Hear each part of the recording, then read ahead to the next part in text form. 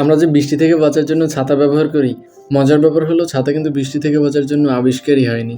প্রায় 4000 বছর ধরে ছাতা ছিল সিম্বল অফ পাওয়ার।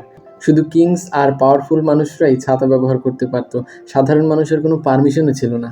তখন ছাতা বানানো হতো বড় বড় পাম লিফ আর কলাপাতা দিয়ে, আর এটা ব্যবহার করা হতো শুধুমাত্র রোদ থেকে বাঁচার জন্য। এমনকি প্রচলিত ছিল আপনার ছাতা যত বড় আপনার পাওয়ার তত বেশি। সো 1800 সালের দিকে লন্ডনের একজন লোক ভাবলো, আরে এই একই সাথে যদি বৃষ্টির সময় মাথার উপরে ধরি তাহলে তো আর ভিজবই না।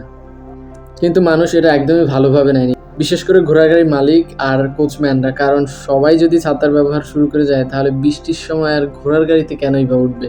তাই এই সময় ছাতার বিরুদ্ধে অনেক প্রোটেস্টও শুরু হয়ে যায়।